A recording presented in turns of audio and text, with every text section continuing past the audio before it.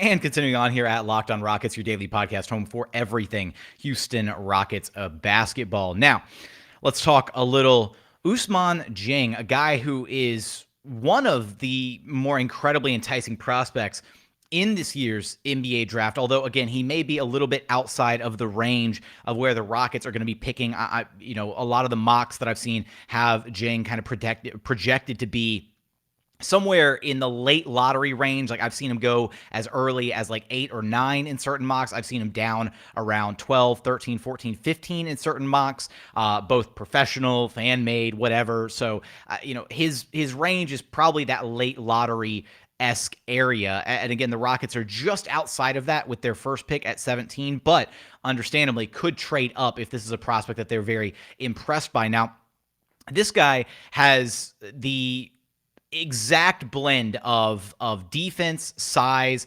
shot creation, playmaking to be a really, really enticing prospect. We just did Nikola Jovic's little like profile, and this would be like if you added defense to Nikola Jovic, which is kind of crazy because Jovic can handle, can play make a little bit. Dieng can handle, can play make, has good court vision, has great size, has a great body, and then has the makings to be a really, really solid defender. But he has the same shortcoming that Nikola Jovic does, and that they're both like just not efficient whatsoever offensively. So let's roll through what makes Ousmane Dieng stand out. So first off, we just run through his physicals. He's 6'10", he weighs about 200 pounds, so a solid frame that you can reasonably expect to build on. He's a legit forward, playing at the 3 or the 4 at the NBA level. 7-foot wingspan, so good length all around. Just 19 years old, a skosh over 19. Numbers-wise, for New Zealand, he averaged just 7 points per game, shot 21.3% from the three-point line. Not great whatsoever, just 35.6% from the floor, just under 3 rebounds per game, and about 1 assist per game. So the numbers are not great, like on the surface, right? But it's about the potential that this kid has flashed. So let's run through what makes this guy so interesting, right? So first off, you got his ball handling.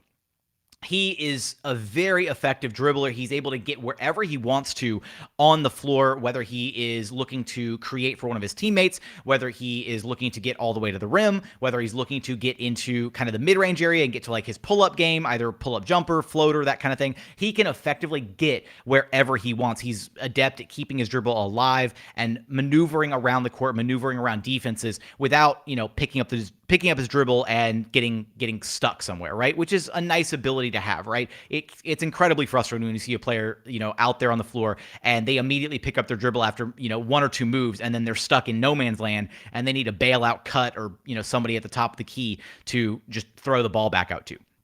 So he's got good size, and he's able to create space when he wants to for his offensive repertoire, for a pull-up jumper, for a floater, to try and finish at the rim.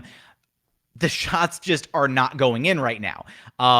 It is concerning. He looks relatively fluid getting to his shots and getting to where he wants to on the floor. So if it's just a matter of like getting the shots to ultimately fall, I think that the rest of the game looks so polished that you have a pretty decent feeling about his ability to, if this kid was making these shots at this point, he'd be a consensus like top 3 pick probably.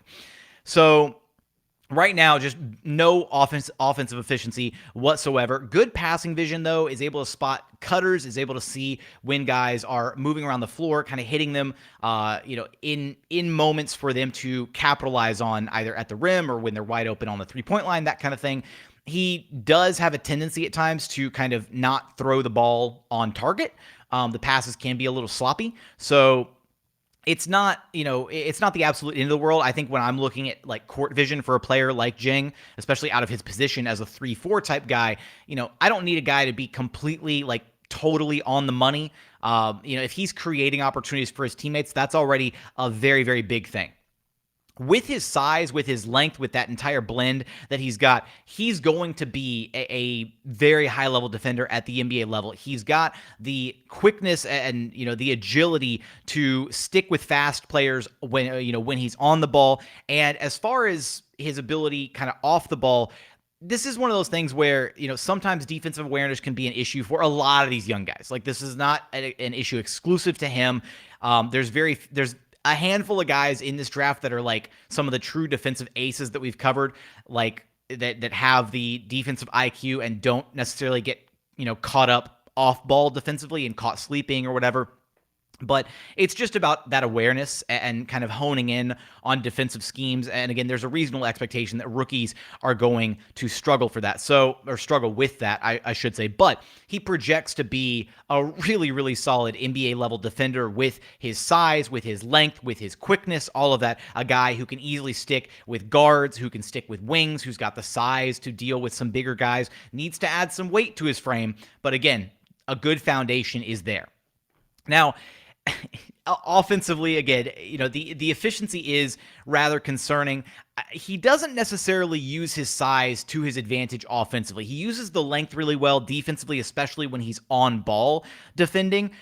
But offensively, he doesn't necessarily do a good job of creating or initiating contact. He doesn't do a good job of using his size to make life easier for him from a physicality standpoint. Now, when he gets to the spots that he wants to, like I mentioned earlier, when he's creating, getting to where he wants to on the floor, and he's, elevating for these jump shots that are just not going in, he looks good doing that. And you kind of see the size on display in moments like that.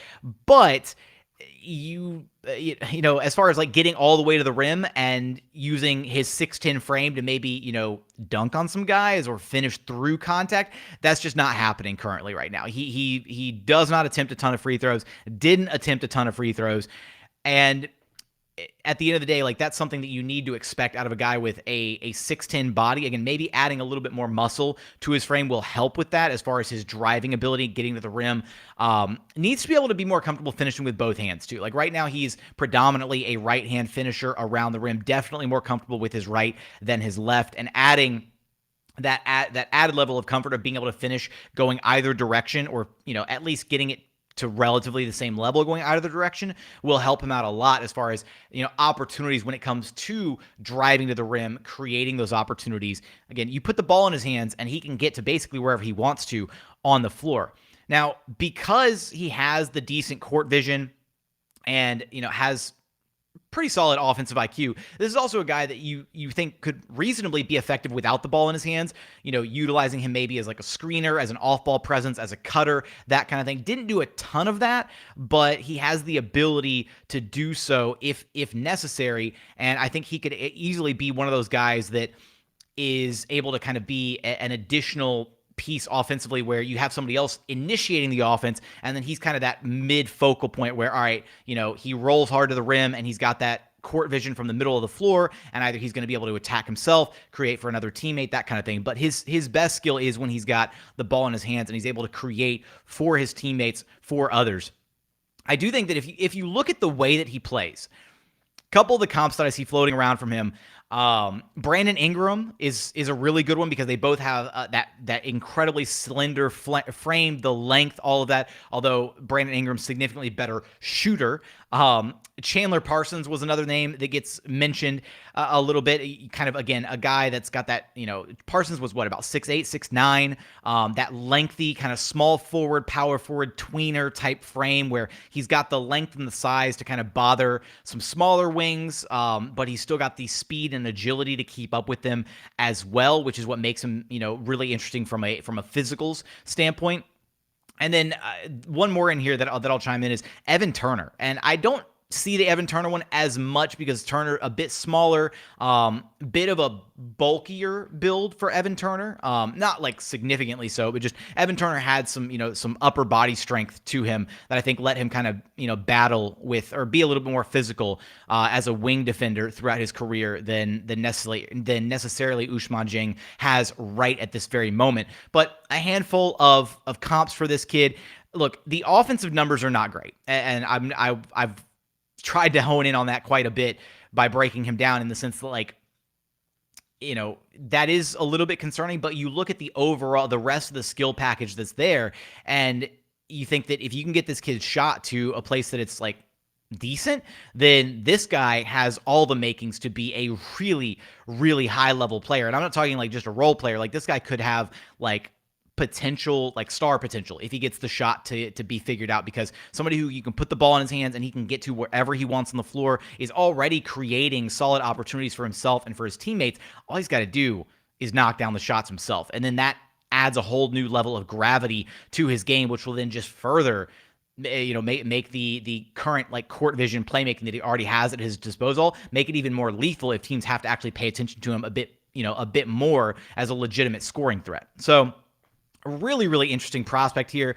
I'd love if the Rockets had the ability to maybe trade up and get him. I would love to see this guy in a Rockets jersey. And as far as his fit, right, I've said it in a lot of recent episodes, I want the Rockets to get some wing size, some wing depth, and this would absolutely be a guy that you'd love to, run as maybe a small ball 4. You run him as a really like a supersized 3, total forward tweener, can, slot him into almost any lineup. And again, this is maybe kind of a project type thing. Send him down to the G League, let him try and refine the shot mechanics, get to a place where he's actually making shots on a consistent basis.